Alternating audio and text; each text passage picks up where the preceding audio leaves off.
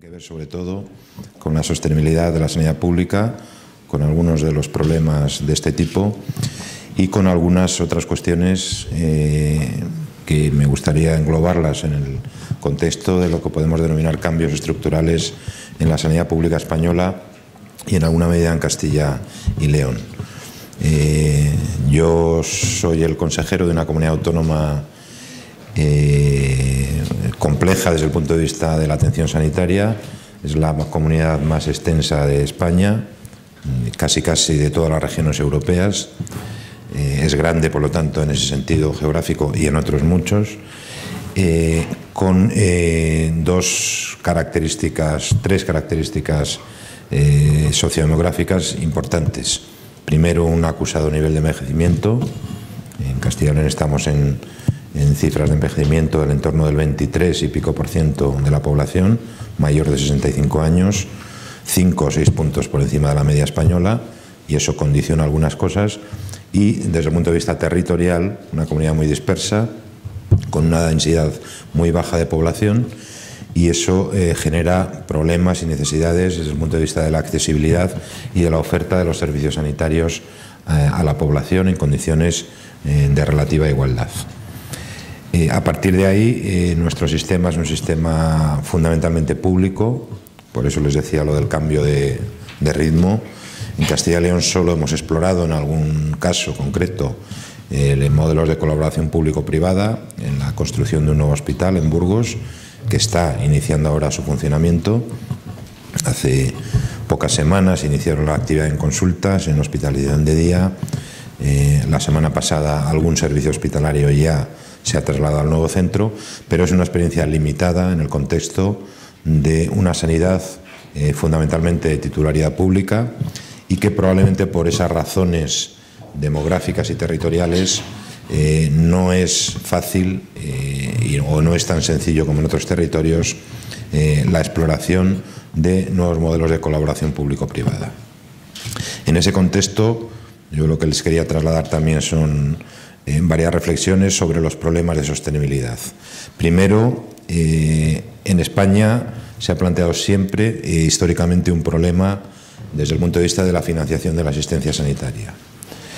Obedece, en mi opinión, a factores estructurales propios de la sanidad y a otros coyunturales vinculados a la actual situación de crisis económica. De lo estructural, la presión del envejecimiento, fundamentalmente, más acusada en nuestra comunidad que en otros territorios, la presión de la tecnología, con algunas características peculiares en el sector sanitario. Primero, que probablemente concentre el sector una gran parte de la innovación, una parte muy importante de la innovación tecnológica. En segundo lugar, que es una tecnología de uso muy intensivo. En tercer lugar, que no reduce necesidades, a diferencia de otros sectores, de capital humano, de recursos humanos, de tal manera que cuando en otros sectores se introduce más tecnología y más innovación, habitualmente los requerimientos humanos son menores. Digamos que el ejemplo extremo, cuando robotizamos una cadena de producción, necesitamos menos operarios. En sanidad, cuanta más tecnología hay, también tenemos más requerimientos en cuanto a recursos humanos. Y en cuarto lugar, otro elemento característico de esa presión tecnológica es su bajo índice de sustitución con carácter general, en el sentido de que aparece nueva tecnología, nuevos instrumentos, nuevos medicamentos que generalmente no sustituyen a los anteriores, sino se acumulan, y por lo tanto eso que no ocurre en otros sectores de la producción de bienes y de servicios es algo específico de la sanidad, en mi opinión. Por lo tanto, factores demográficos, factores tecnológicos que empujan el gasto sanitario, y también factores de carácter social. Y la sociedad española exige ya de una manera legítima servicios sanitarios cercanos, de calidad y completos. Y esto es un cambio que probablemente se ha producido en poco más de una década, con una aceleración muy importante y con una intensidad muy importante en estos momentos. Hoy nos reclaman en todos los lugares sean grandes, sean pequeños, sean rurales, sean urbanos, una atención accesible, de calidad, segura y dotada tecnológicamente. Y eso es otro elemento que empuja hacia el incremento del gasto sanitario.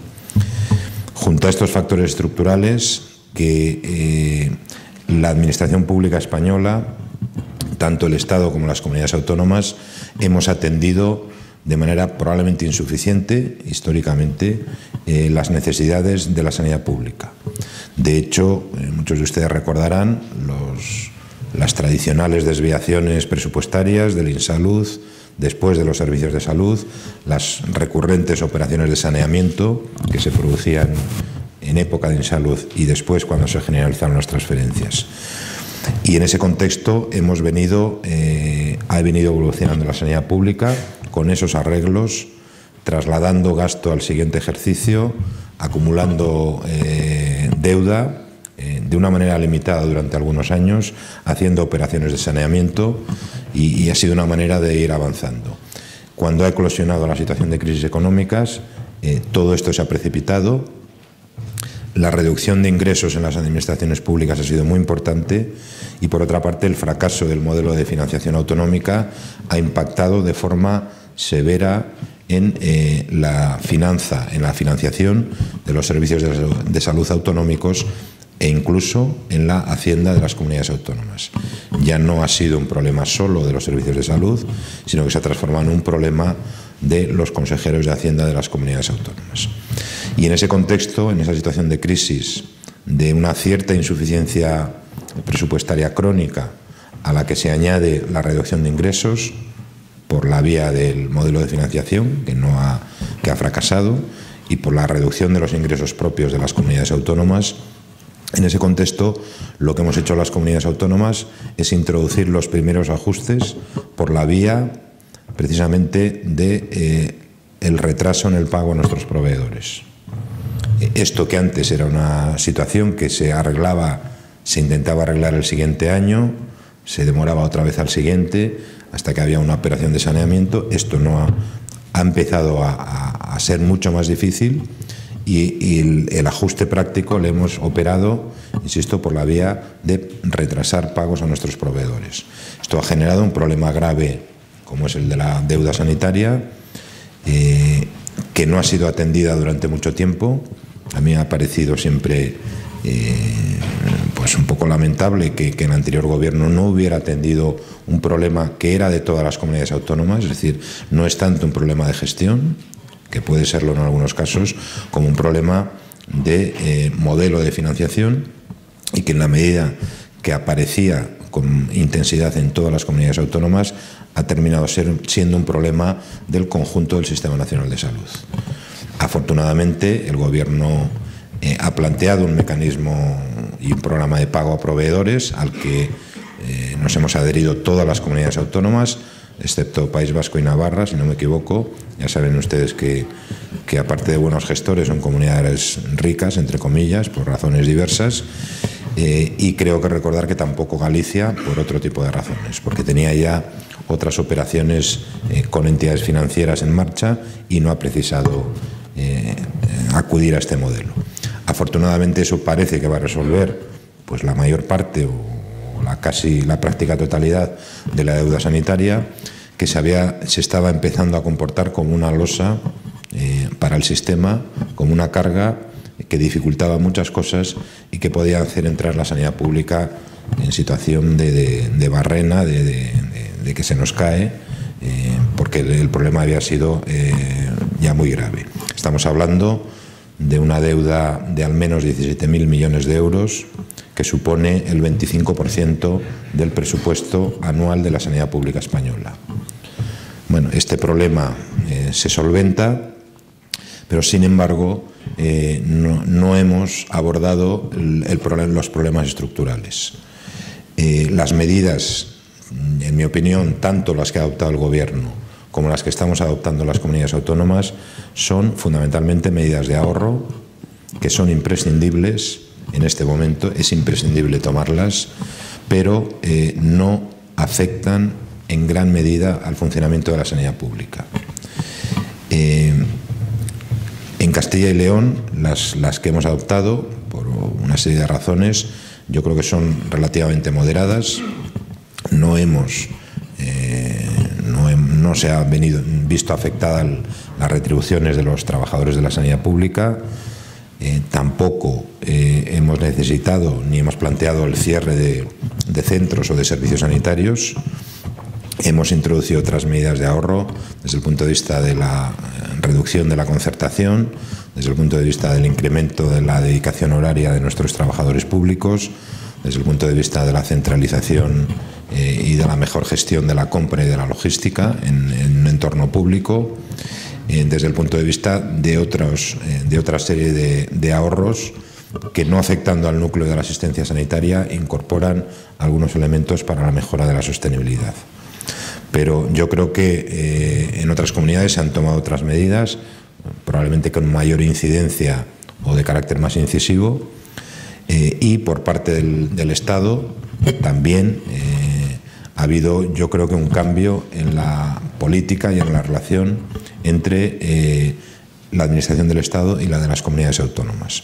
Hasta ahora, yo lo digo desde la perspectiva autonómica, estábamos acostumbrados a que el Estado adoptara decisiones que tuvieran efecto en el gasto de las comunidades autónomas. Nosotros lo habíamos resumido con un dicho en el que criticábamos a veces al Gobierno de la Nación, diciendo que está aplicando políticas del yo invito y tú pagas. Se tomaban decisiones. El ejemplo, que no es sanitario, sería el de la ley de dependencia, una regulación estatal que después obliga a las comunidades autónomas a financiar no ya la mitad del coste de ese sistema, sino bastante más, y que, por lo tanto, en la medida en que no está ajustado en el modelo de financiación, creaba problemas a las comunidades autónomas. En el ámbito sanitario esto ha ocurrido con menor intensidad, pero también ha sido una tradición, y sin embargo ahora, en mi opinión, las decisiones del Gobierno de la Nación, con la aprobación del Real Decreto Ley para la sostenibilidad del Sistema Nacional de Salud, lo que hace es facilitar instrumentos a las comunidades autónomas que nos puedan generar algunos ahorros. Por lo tanto, sería en ese sentido un cambio de política en esa relación Estado-comunidades autónomas. Ya no es que regule y nos genere gasto, sino que se regula facilitando de alguna manera instrumentos para el ahorro imprescindible en estos momentos para los sistemas de salud autonómicos. Las medidas, yo creo que ustedes las conocen bien. No faltan algunas por desarrollar, porque en materia de recursos humanos se definen algunas cosas, pero hay otras cuestiones limitadas en materia sociosanitaria, o incluso en la perspectiva que abre este Real Decreto Ley desde el punto de vista de la centralización de compras. Esto habrá que desarrollarlo, pero en cualquier caso van a suponer la posibilidad de que las comunidades autónomas reduzcamos en alguna medida el gasto, y con ello habrá una contribución a la sostenibilidad de la sanidad pública. Pero el problema, yo creo que no se resuelve solo con eso.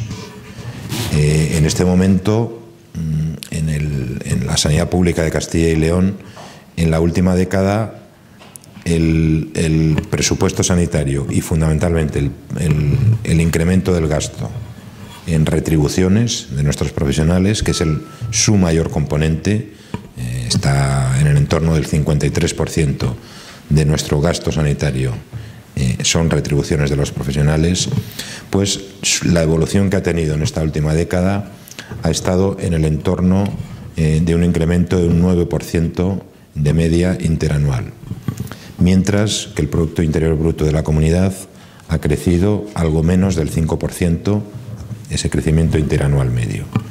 Por lo tanto, solamente nuestro gasto en capital humano se ha incrementado casi el doble que el crecimiento de la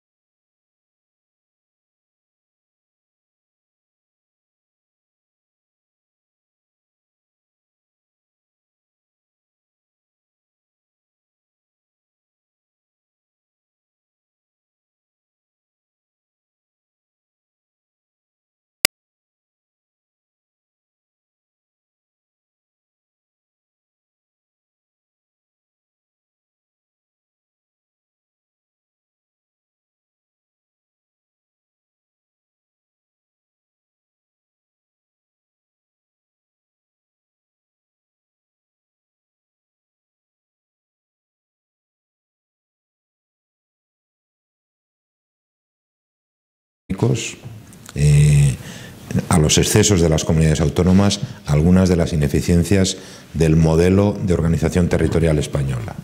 Y yo creo que eso, al menos en sanidad, es injusto. Las comunidades autónomas hemos ejercido nuestras competencias y teníamos que hacerlo. Y sin embargo, lo que ha ocurrido, teníamos que dotarnos de tarjeta sanitaria, teníamos que establecer nuestros sistemas de compra y de logística, teníamos que desarrollar nuestros sistemas de información, nuestras historias clínicas y así sucesivamente. Y teníamos que impulsar y mejorar la situación de nuestros recursos humanos. Y lo hemos ido haciendo, cada una como hemos considerado, con mayor o menor éxito. Y en mi opinión lo que ha ocurrido es que ha sido el Estado el que se ha inhibido en el ejercicio de sus competencias. No ha habido regulación básica del Sistema Nacional de Salud y eso, añadido a las decisiones autonómicas necesarias, imprescindibles, ha generado esa centrifugación del sistema. El hecho de que hoy no tengamos una tarjeta sanitaria compatible, no tengamos una historia clínica común en todo el sistema, casi ni siquiera, o hasta hace muy poco tiempo, un calendario de vacunaciones único, que no tengamos políticas compartidas en materia de recursos humanos, que las carreras profesionales sean 17 distintas y muy poco permeables entre sí, y así sucesivamente. Pero en mi opinión, eso es porque en gran medida la Administración del Estado no ha ejercido esas competencias que no solamente son las de coordinar la sanidad, sino establecer las bases de la sanidad pública española. Y por eso ahí hay que operar algunos cambios, en mi opinión, para que el conjunto del sistema sea más eficiente y más sostenible. Algunos se han insinuado y en algunos se ha avanzado. Se está avanzando en la compatibilidad de la tarjeta sanitaria, en los sistemas de información accesibles de distintos territorios, en la centralización de compras y en algunas otras materias. Pero desde luego son imprescindibles y en mi opinión también deberíamos avanzar hacia un sistema nacional de salud que tenga servicios comunes. Yo creo que el mejor ejemplo que tenemos es la Organización Nacional de Trasplantes y es uno de los mayores éxitos de la sanidad española y por lo tanto deberíamos ampliarlo. Y la Organización Nacional de Trasplantes hoy es una estructura que orgánicamente depende del Ministerio de Sanidad, pero funcionalmente yo creo que todas las comunidades nos sentimos representadas en esa organización. Y tiene una lista única para donación y trasplante y los procesos son similares con independencia de la comunidad autónoma donde se haga. Hay un sistema de información compartido, la formación de los profesionales que participan en los trasplantes es común y así sucesivamente. Por lo tanto, si ha sido una experiencia de éxito, ¿por qué no ampliarla en otros aspectos? En algunos de ellos ya se han tomado decisiones, como es la creación de una red de agencias de evaluación de tecnologías sanitarias, que esté al servicio del sistema. Y cuando hablo del sistema no me refiero ni al Estado ni a las comunidades autónomas, sino al sistema en conjunto. Y por lo tanto las 6 agencias de evaluación de tecnología, y además de la del Ministerio de Sanidad, deberían, como así se ha planteado, funcionar en red, especializarse, establecer sus consensos y sus acuerdos para transformarse, como digo, en agencias de evaluación del conjunto del sistema. Y yo creo que esa es la vía de mejora de la arquitectura y de la organización del Sistema Nacional de Salud en lo que afecta a esos elementos. Y en tercer lugar hay otros aspectos. Desde luego habrá que definir cuál es el modelo de financiación de la sanidad en el contexto de la financiación autonómica. ¿Qué sanidad queremos y qué sanidad podemos financiar? Y eso deberá ser objeto, seguramente, no de un debate sanitario, sino de carácter político más amplio, pero esa discusión hay que plantearla y esas decisiones hay que tomarlas. No podemos aspirar al mejor sistema nacional de salud y tener una mediocre financiación de la asistencia sanitaria. Esto hay que acomodarlo de alguna manera, porque si no, continuarán generándose estos problemas de sostenibilidad. Y además, en mi opinión, hay que realizar algunas reformas estructurales. En lo que estamos trabajando en la Comunidad de Castilla y León, Yo creo que tampoco es una cuestión que están trabajando todas las comunidades autónomas. Además de algunos elementos que pretenden mejorar la gestión presupuestaria, las adquisiciones de compras, etcétera, en 3 elementos que yo creo que son fundamentales. En primer lugar, en una reordenación de nuestra organización para la atención a los pacientes crónicos.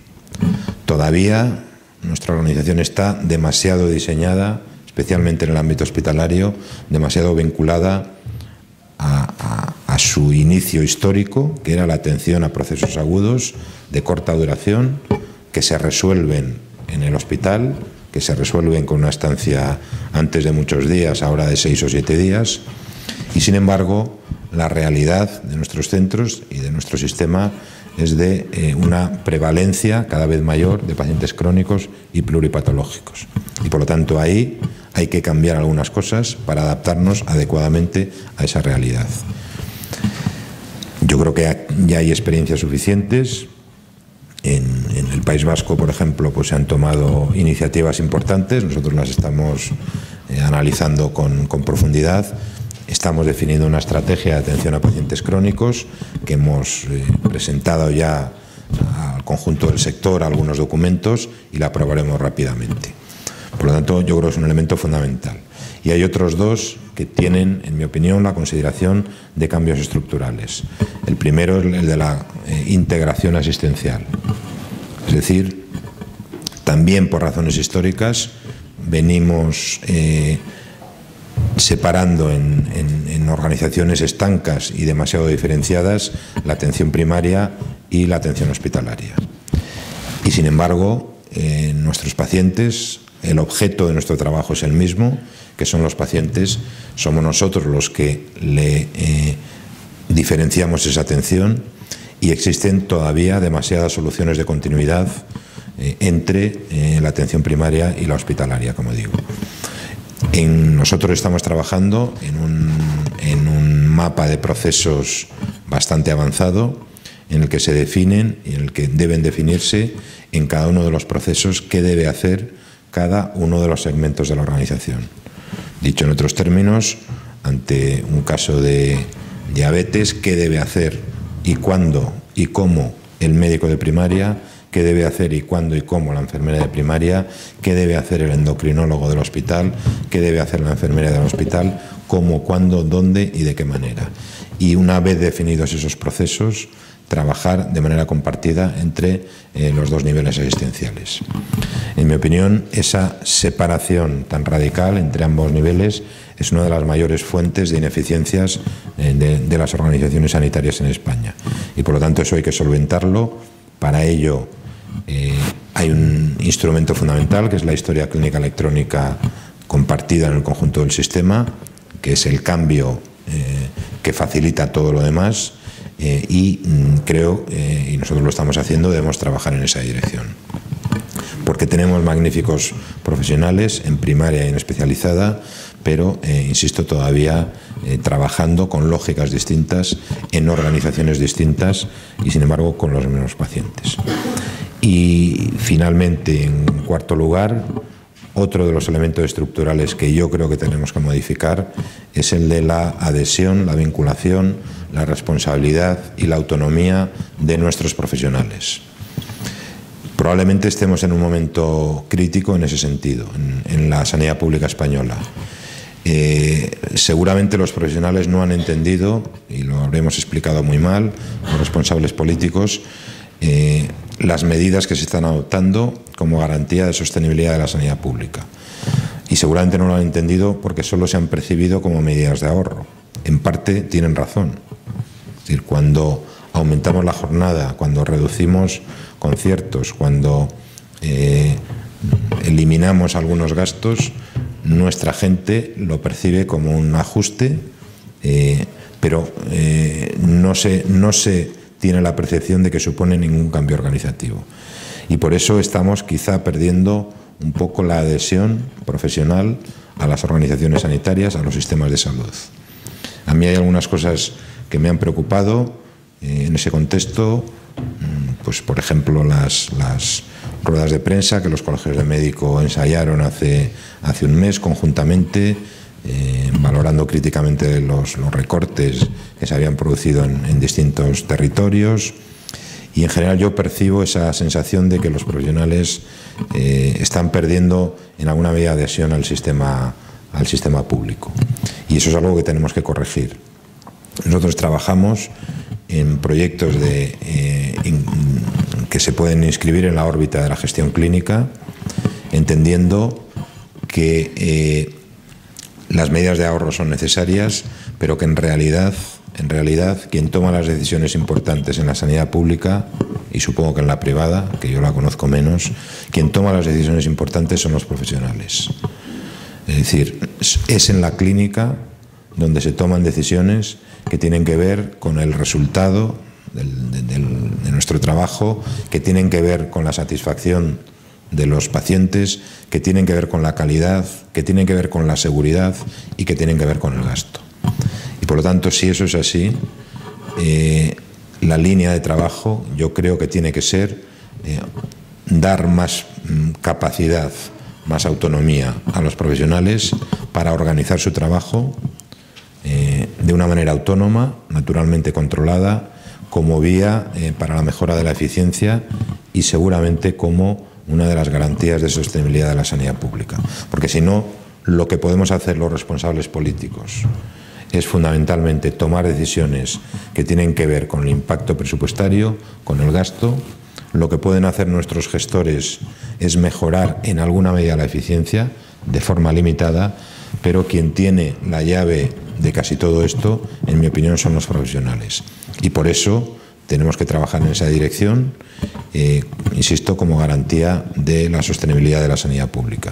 Y eso supone ceder poder por parte de los gestores a los profesionales. Y también supone ceder o transmitir parte del poder que hoy en el sector público tienen las organizaciones sindicales, en mi opinión, un poder excesivo que ha hecho muy poco flexible el funcionamiento de la sanidad pública. Pues yo creo que también las organizaciones sindicales tienen que ceder poder a favor de los profesionales en la organización de su trabajo y en las decisiones que toman. No tiene sentido que la rigidez de las relaciones laborales esté constriñendo muchos de estos aspectos y por eso yo creo que hay que trabajar en esta dirección. Por lo tanto, en resumen, lo que de una manera quizá poco sistemática les trasladaba son algunas de esas reflexiones. Primero, la sanidad pública tiene un problema de sostenibilidad. A veces en el debate político esto se niega y parece que quien plantea esto, a mí me lo han dicho así, usted plantea un problema de sostenibilidad para poder tomar medidas que inciden en el recorte de la sanidad pública. Y digo, ocultar los ojos, cerrar los ojos y mirar hacia otro lado no tiene ningún sentido.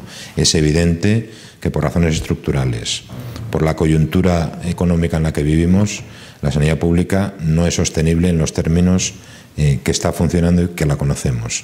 Que eso exige redefinir cuál debe ser la financiación sanitaria, hasta dónde en España queremos financiar la sanidad y qué sanidad queremos financiar, pero que además es imprescindible en este momento establecer medidas de ahorro porque hay un contexto y una obligación y la necesidad de cumplir objetivos de déficit, porque se ha terminado ya la época de acudir al endeudamiento de manera sistemática para afrontar los problemas de financiación de la sanidad, y porque si las comunidades autónomas estamos financiando parte de la sanidad con cargo a recursos vinculados a la deuda, eso es un problema grave.